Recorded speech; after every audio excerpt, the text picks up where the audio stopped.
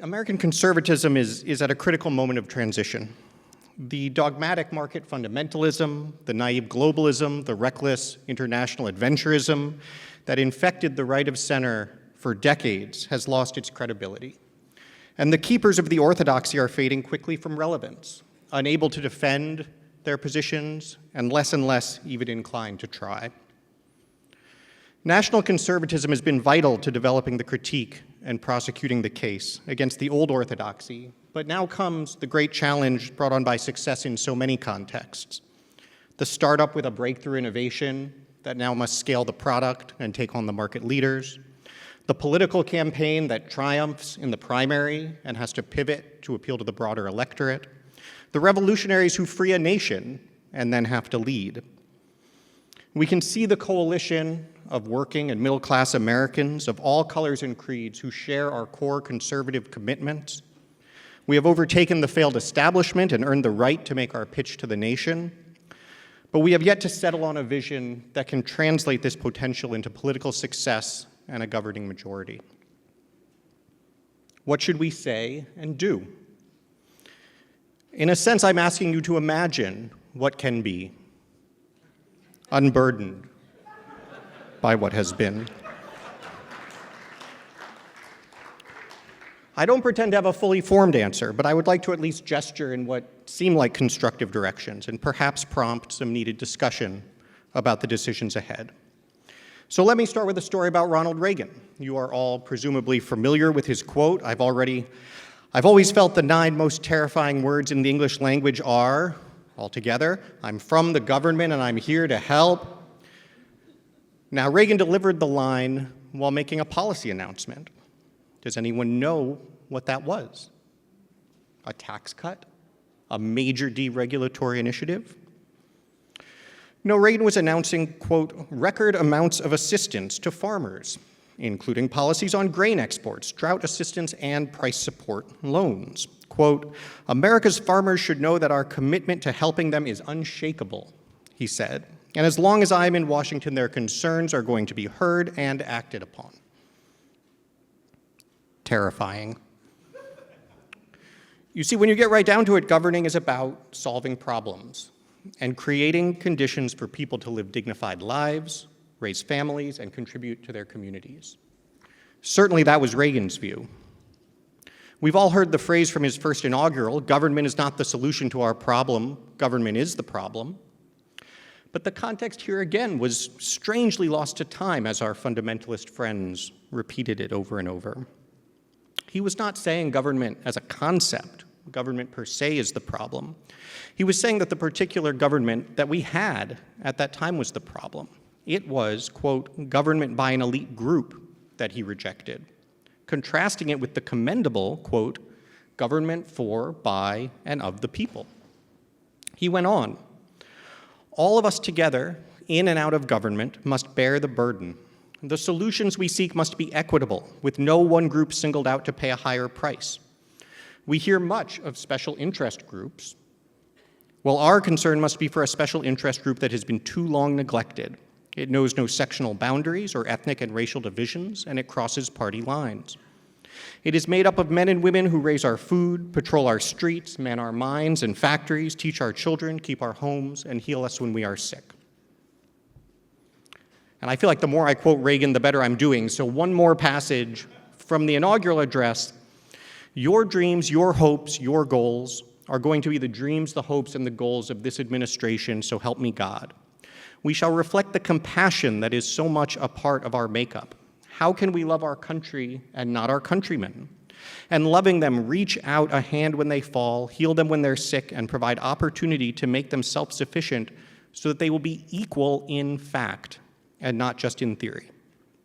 Again, governing is about solving problems and, yes, helping people.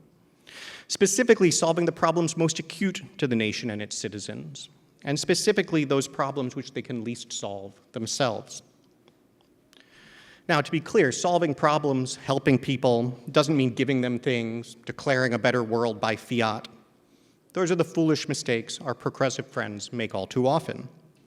Conservatives bring to the task of governing the insight that what appears at first blush to be helpful, providing a handout, making a rule against something we don't like, may create the wrong incentives or have unintended consequences. Conservatives also recognize that those governing may themselves have the wrong information or incentives and fail to understand the problem or pursue a useful solution at all. But none of that justifies the libertarian conceit that government's only job is to get out of the way, which has infected conservatism for decades, supplanting Reagan's prudential, positive, and yes, wildly popular approach with a desiccated do-nothingism that consistently loses. We have a lot of work to do. The fusionist coalition that Reagan brought together unfortunately left market fundamentalists in control of economic and domestic policy, while conservatives were left to focus on so-called social issues, though that could only be in the form of vocal lamentation, no messing with the market. And then the anti-communist hawks were given foreign policy and free rein to embark upon their adventures. We could spend hours discussing whether and why that coalition made sense in the context of the Cold War. But 35 years after the fall of the Berlin Wall, there is no question it is long past its expiration date. And as I said before, national conservatism has been instrumental in tossing it on the rubbish heap. National conservatives, of course, embrace traditional conservative values. They also take a more realist view of foreign policy, as Elbridge Colby laid out ably yesterday. And by necessity, they defenestrate the market fundamentalists, who regard national borders as mere inconveniences to the free flow of people, capital, and goods. But for conservatives to win not only our own internal battles, not only to own the libs, but also to build a durable governing majority, we have to replace that market fundamentalism with a new conservative economic narrative, one that emphasizes the importance of family, community, and industry to the nation's liberty and prosperity. And I'm just not sure that's happening. Instead, I worry the right is learning precisely the wrong lessons from Donald Trump's success, believing the old playbook is probably good enough as long as we combine it with a harder cultural edge and more vulgarity. The political strategy seems to be that so many people are so fed up with the left that simply being not the left gets the job done, regardless of what comes attached.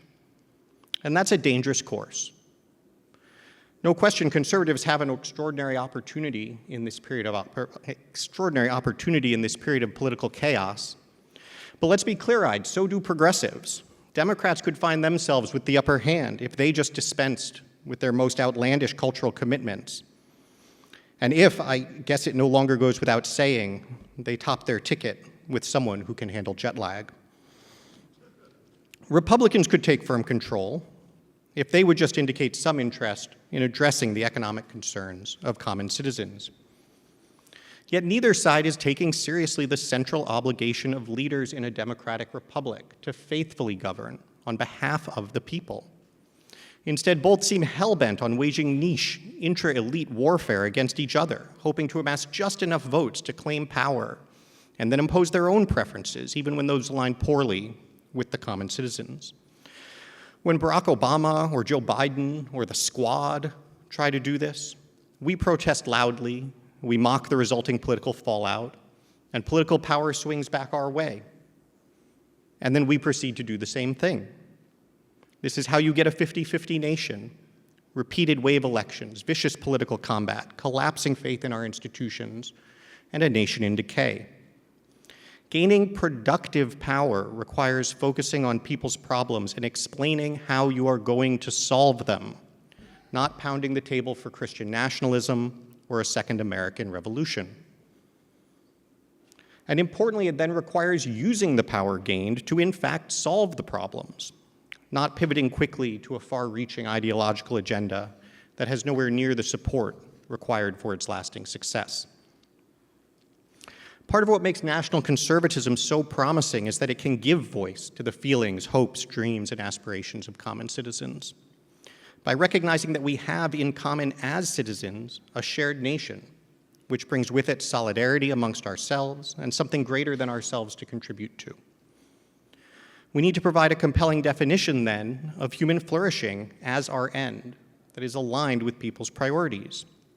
The typical American has an attachment to place, a focus on family, a commitment to making things, and they will accept economic trade-offs in the pursuit.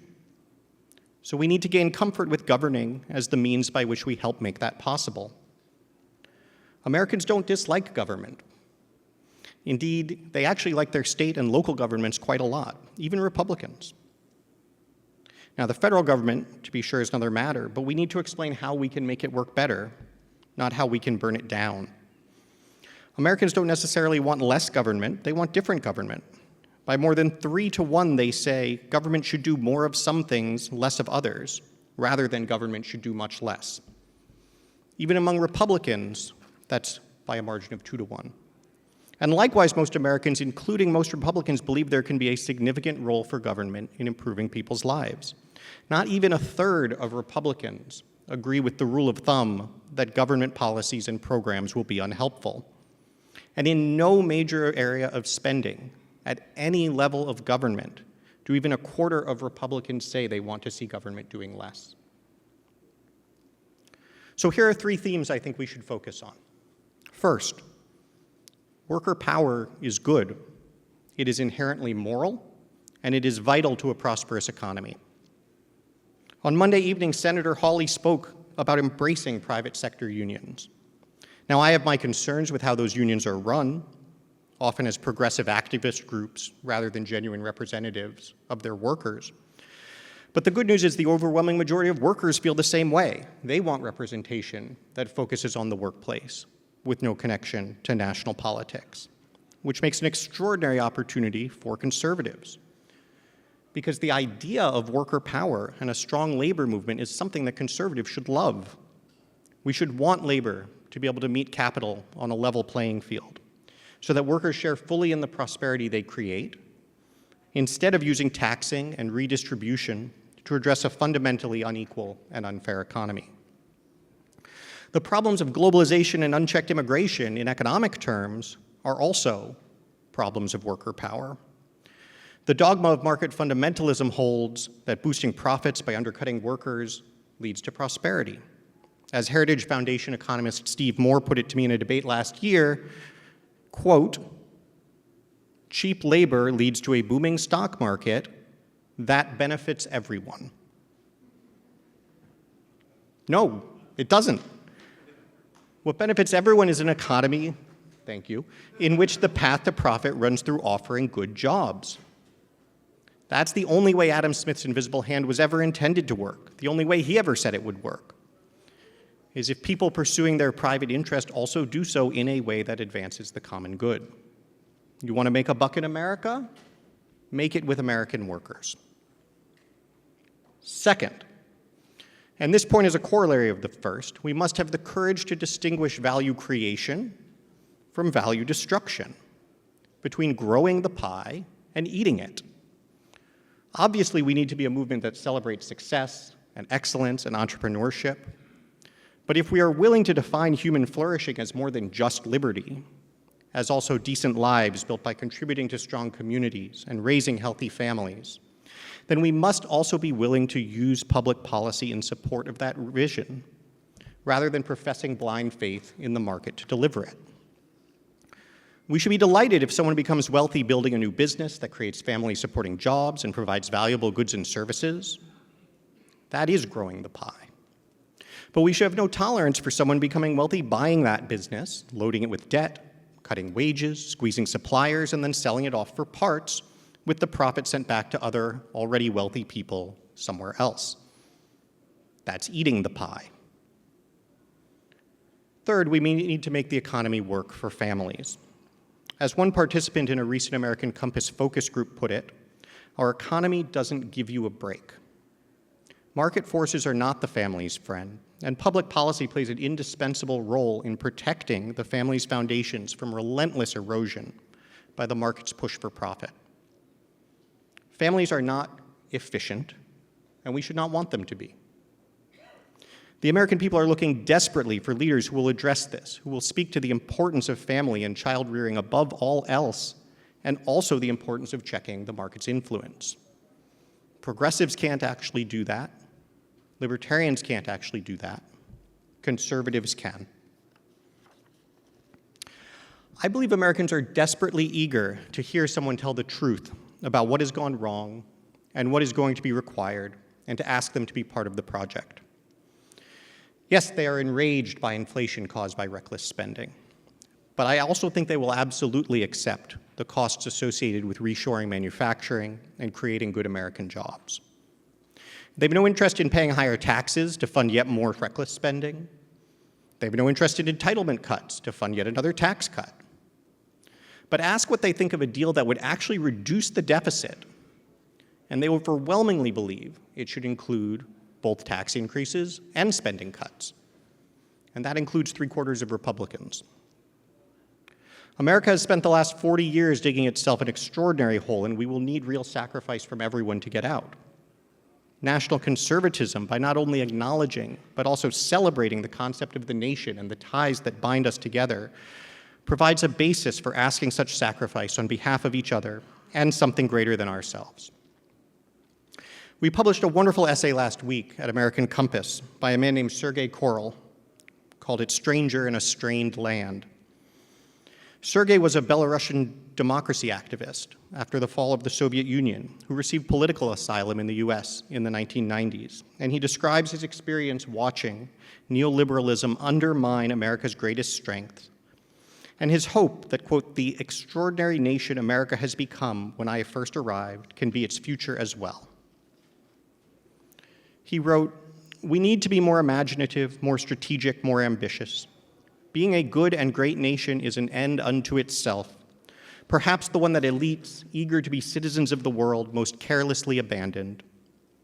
It also gives purpose to the sacrifices that will be necessary if we are to recover economically, and distinguishes our trajectory from that of nations in Europe that appear content to slowly fade into economic, cultural, and demographic obscurity." "Freedom is not bought cheaply," said Reagan at Arlington National Cemetery. "It has costs, it imposes a burden, and just as they whom we commemorate were willing to sacrifice, so too must we, in a less final, less heroic way, be willing to give of ourselves." The power of a nation as more than a collection of selfish individuals, and of a national conservatism that recognizes it as such, is that our common problems are ones we can understand and solve if only we will ask that of ourselves. Thank you.